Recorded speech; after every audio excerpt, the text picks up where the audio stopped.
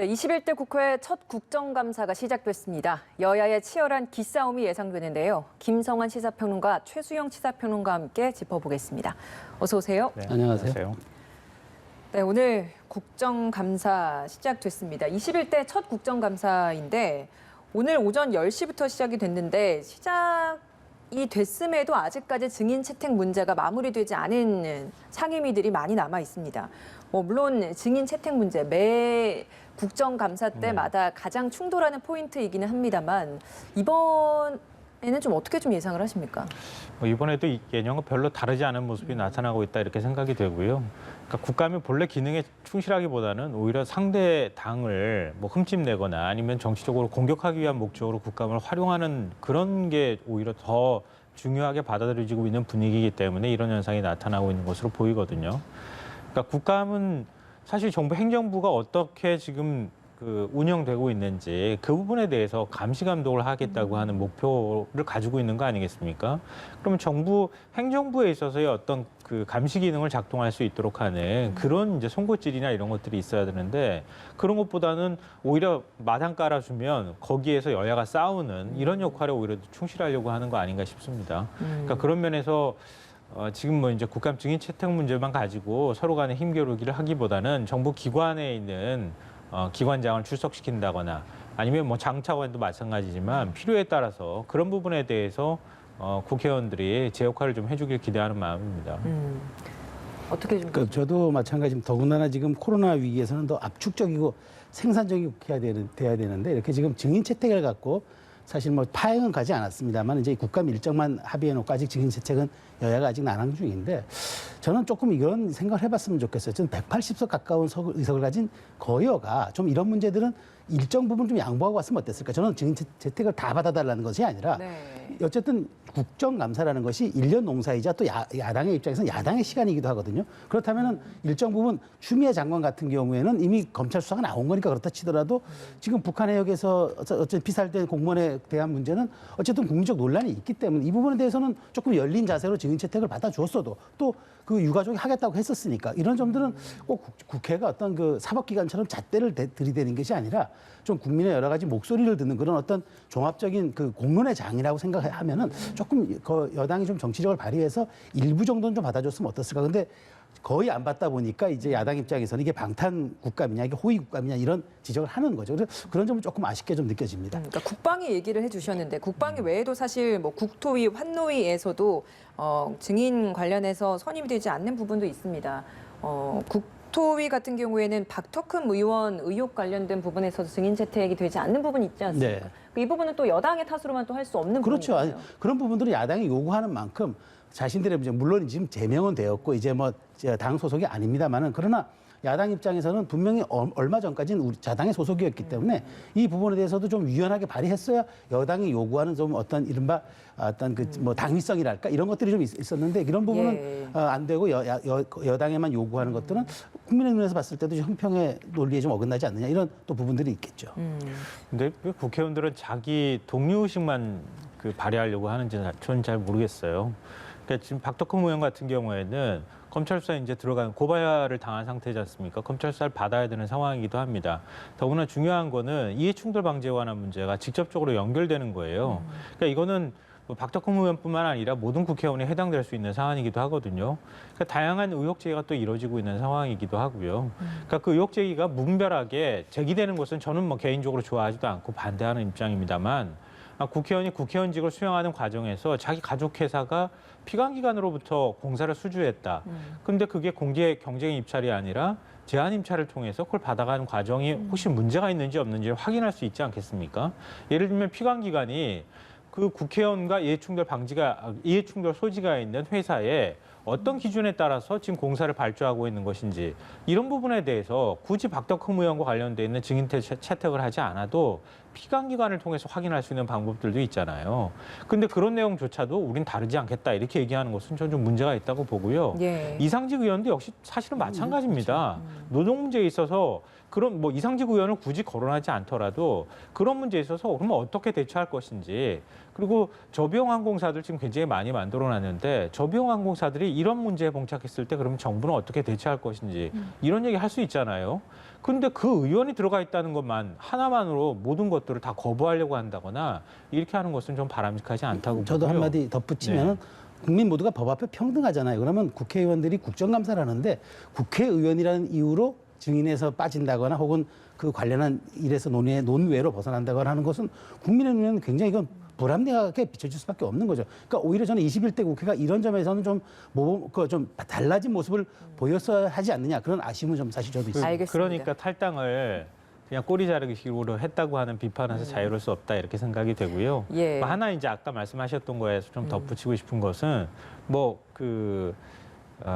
법무부 장관 아들과 관련되는 문제에 있어서는 이미 검찰 수사가 나왔기 때문에 저는 뭐 지금 증인 채택을 하려고 하는 거는 정치적으로 공격을 할 목적이 좀 더 많다고 보고요. 다만 국방위 같은 경우에는 상임위를 비공개로 열기도 하고 했었잖아요. 그리고 또 지금 군 기밀과 관련돼 있는 아주 민감한 얘기들이 오고 갈 수밖에 없는 상황입니다. 왜냐하면 어떤 내용을 확보했길래 정부가 지금 월북으로 판단했는가라든가 이런 문제에 접근하기 위해서는 공개적으로 TV 화면에 있는 데서 얘기하기가 어렵거든요. 그러니까 그런 부분에 있어서는 국감 자체도 비공개로 전환한다거나 이런 방식으로 얘기할 수 있는데도 불구하고 자꾸 그걸 정치 공세로만 접근하려고 하는 이런 모습들을 나타내는 것 이건 사실 국익 차원에서도 굉장히 우려되는 측면이 있거든요. 그럴 때는 아까 말씀하셨던 것처럼 좀 통 크게 야당이 이런 부분은 좀 가려놓고 우리들끼리 얘기해도 괜찮겠다. 그리고 비밀 유지 서약 같은 거 좀 하고 시작하자. 이렇게 얘기하면 좀 더 쉽게 풀릴 수 있는데 또 그런 방식으로 접근을 잘 안 한다는 거예요. 비공개 상임위 열었던 거 국방위 열은 내용도 외부로 나와서 막 얘기를 한단 말이에요. 그러니까 그런 신뢰가 안 만들어졌을 때에는 뭐 사실 국감을 공개적으로 하기 어려운 상황 아니겠습니까? 그런 문제에 있어서 저도 말씀이 얘기를 이제 해야 될 모든 거라고. 상임위를 위원장을 여당이 가졌으니까 이렇게 간사단에서 이렇게 협의가 안 되면 여당이 통크에 저는 양보하는 거 이런 아까 김성환 평론가 얘기한 대로 그런 방식도 제안할 수 있었던 거죠. 그런데 모르쇠로 일관하듯이 안 된다.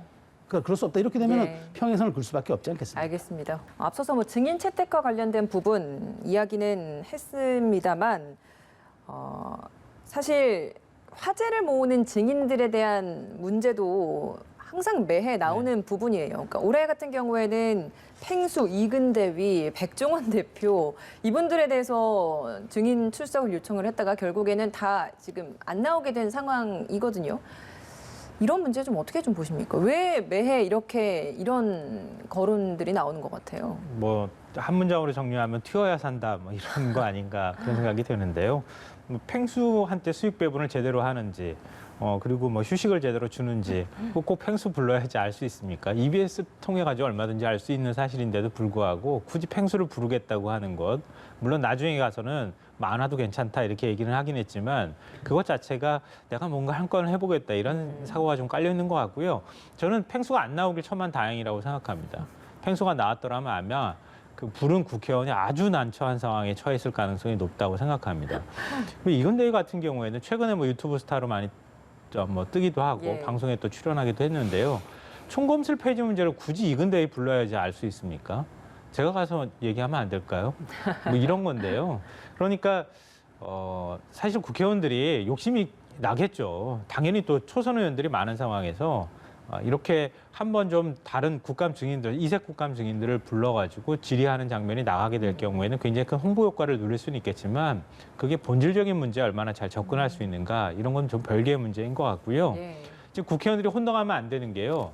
여느 때도 아니고 지금 코로나19 상황입니다.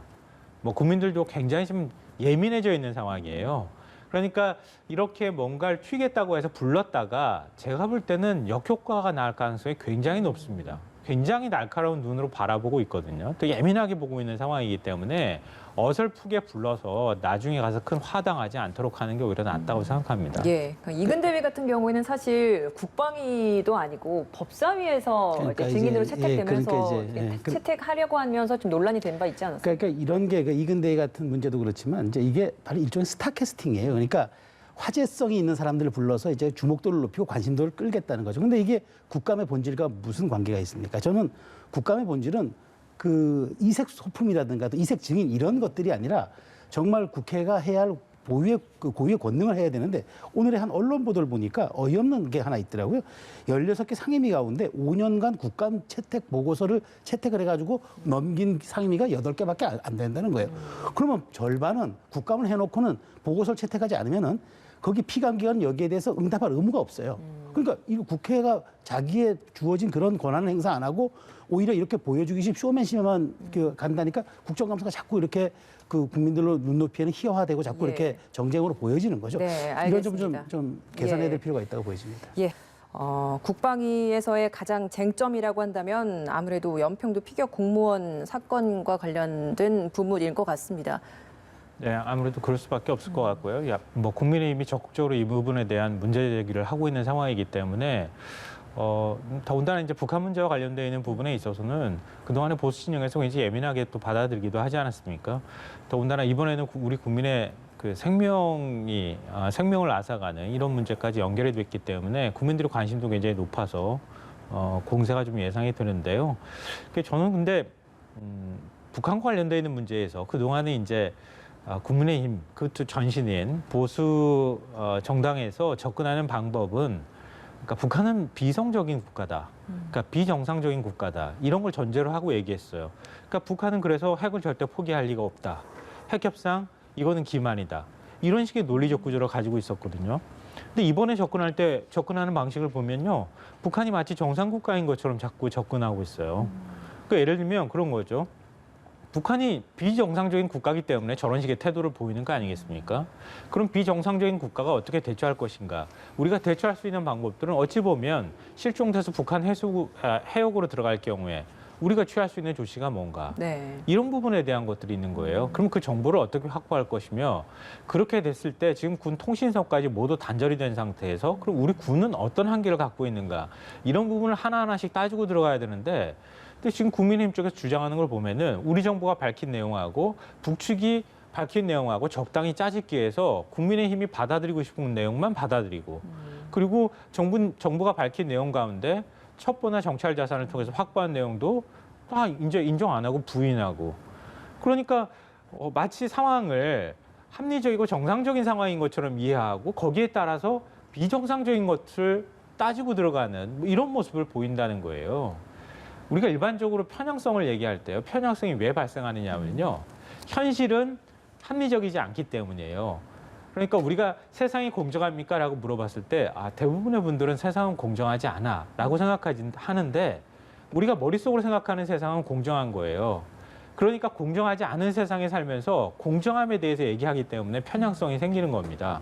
그러니까 북한 문제에 있어서 비정상적인 국가와 관련돼 있는 내용을 얘기하는데 북한은 정상적인 국가에 가까워야 한다고 하는 머릿속의 합리적 판단을 통해서 문제 제기를 하고 접근을 하고 있다고 하는 겁니다.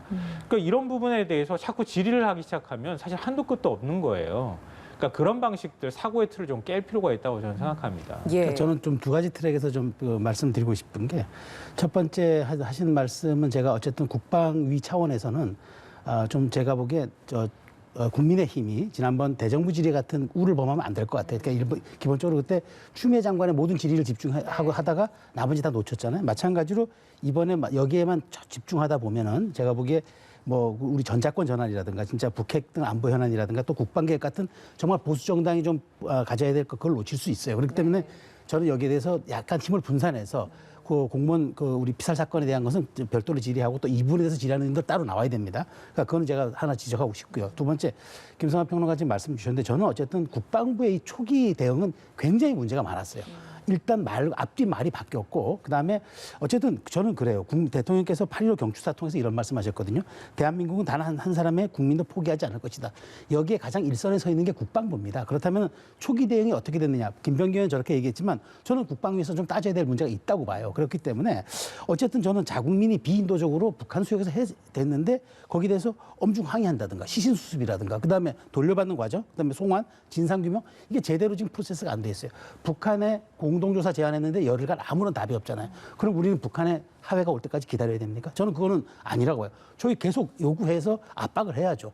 그런데 그런 것들을 못하는 거 물론 이건 국가적 문제지만 저는 국방위에서 그렇기 때문에 조금 별도의 트랙으로 가야 된다. 그러니까 이 문제에 국방부의 대응에 대해서는 집중할 건 집중하되 예. 그다음에 나머지 걸 놓치면 안 된다. 저는 야당이 그런 자세를 좀 가졌으면 좋겠다는 알겠습니다. 말씀은 드리고 싶습니다. 예, 가장 격전지 국방위로 주목되고 있는데 이외에도 뭐 외통위 그리고 그 이외의 국감 모습들도 저희가 좀 주목을 해봐야 될 것 같습니다.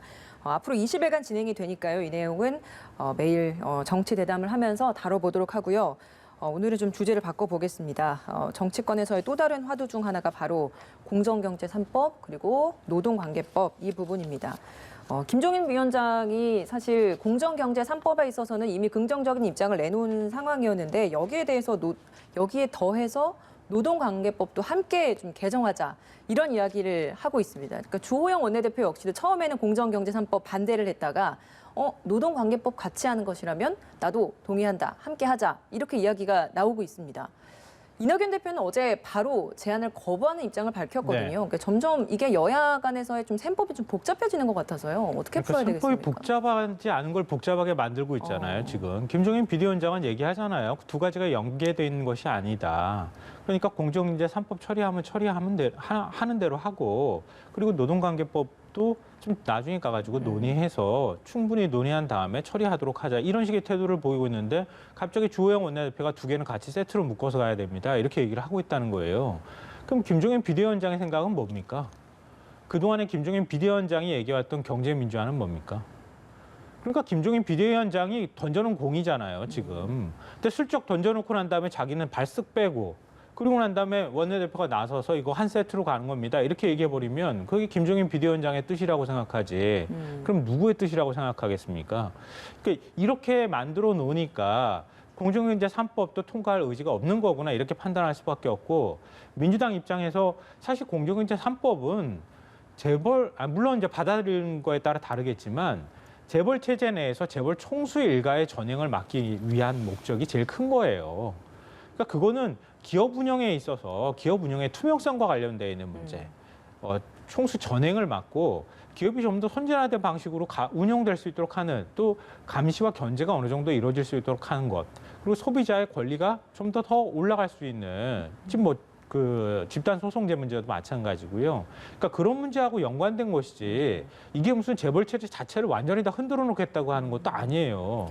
그럼 그동안에 충분히 숙려 기간을 통해 가지고 논의한 내용이면 그것대로 처리하면 되는 것인데 지금 두 개를 한꺼번에 묻겠다는 얘기는 안 하겠다는 거나 마찬가지이기 때문에 네. 이낙연 대표가 단호하게 그냥 끊어버리는 자세를 보이는 거라고 저는 봅니다. 그럼 왜 김종인 비대위원장이 노동법 개정을 지금 이 시점에 가지고 나온 거라고 보세요? 그러니까 지금 뭐 사실 국민의힘 내에서 반대 여론이 있었던 것도 사실이고 재계 인사들을 만난 후에 어느 정도 많은 것들을 듣긴 했겠습니다만 그 짧은 기간 안에 이런 것들을 주장하지는 않았을 것 같거든요.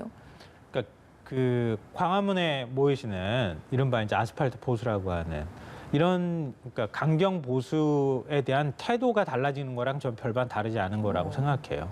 그러니까 처음에는 단호하게 단절할 것처럼 얘기했습니다. 근데 나중에 가니까 3.1 독립운동 했던 분들과 같은 심정으로 지금 하고 있는 것이다라는 식으로 슬쩍 넘어갑니다. 그리고 처음에는 당협위원장들 그 광화문 집회에 갔던 그 당협위원장도 당무감사 통해서 적극적으로 당에서 제명 조치하거나 이렇게 할 거라고 생각했는데 그런 조치도 아직까지도 지금 취하지 않고 있어요. 이제 당무감사 들어간다는 소리 나오거든요.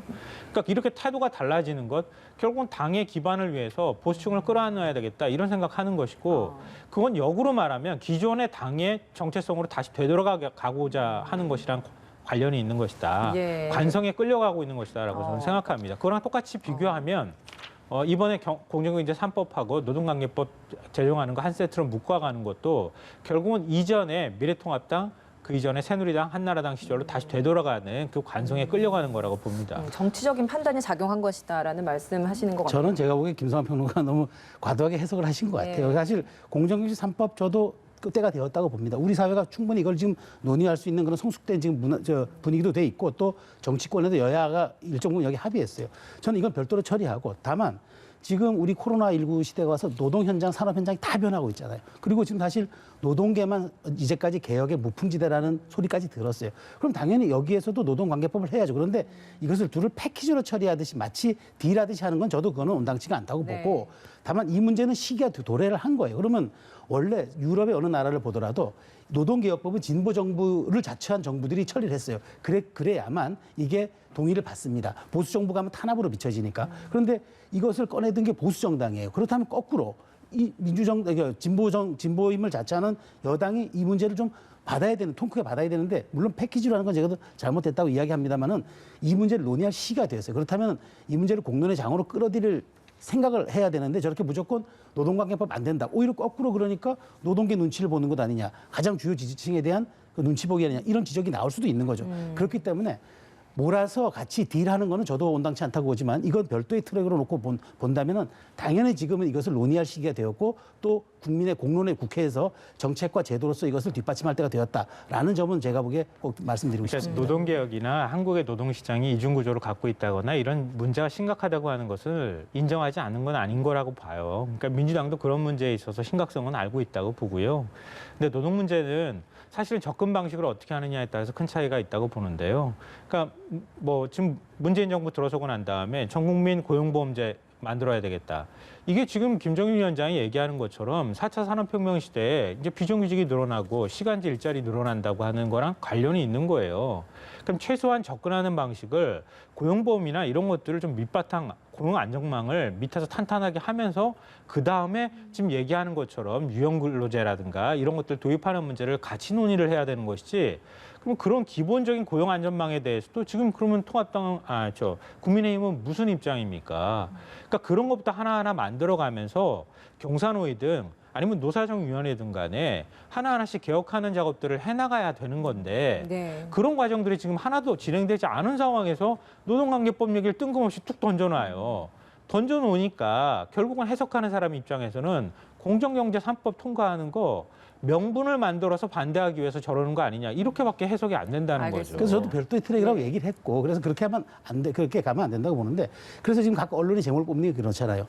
김종인이 쏘아올린 공이라고 그러잖아요. 이제부터 이게 신호탄으로서 그야말로 국회 공론을 우리가 이제까지 경사노위도 두었지만 그것이 별로 그 효력을 발휘하지 못했다면 이제는 국회라는 큰 틀 안에서 이것을 우리가 정말 장기적으로 고민하자는 그 제안을 보수 정당이 거꾸로 한 거잖아요. 그러니까 저는 이 점을 높이 사야 되는데 이거를 정략적으로 보는 거는 제가 보기에 그건 굉장히 온당치 않다고 보는 거죠.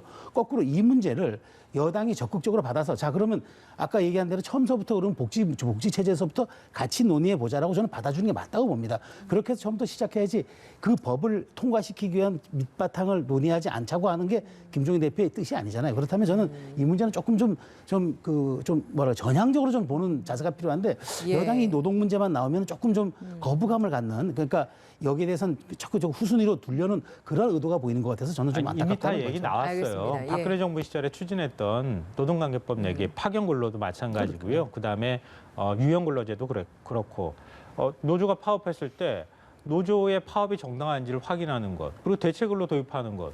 이게 이전에 박근혜 정부 때 나왔던 거 그거 예, 지금 도입하는 알겠습니다. 얘기를 하겠다고 얘기를 하고 있어요. 그러니까 지금 노동관계법이 국제규모민 ILO에 접근하는 방식으로 우리가 가는 것이냐 아니면은 기존의 대기업이 요구했던 그런 방식으로 가려고 하는 것이냐 이런 방향이 굉장히 중요한데 지금 말씀하시는 걸로 보면 ILO에 접근하는 이런 방식을 생각하시는 것 같지만 알겠습니다. 실제로 이미 예. 환노위 차원에서 지금 국민의힘 쪽에서 나오는 얘기는 이전에 박근혜 정부 시절에 추진해왔던 것들 다시 끄집어내가지고 추진하겠다는 얘기로 나오고 있다는 거예요. 그러니까 김태년 원내대표 역시도 노동법과 공정거래 3법을 좀 묶어서 패키지로 흥정하는 것처럼 생각을 해서는 안 된다라는 취지로 오늘 또 얘기한 바 있어서 이 부분에 있어서는 여야가 계속해서 서로 또 입장을 내놓을 것 같습니다. 오늘 말씀 여기서 마무리 짓겠습니다. 두 분 고맙습니다.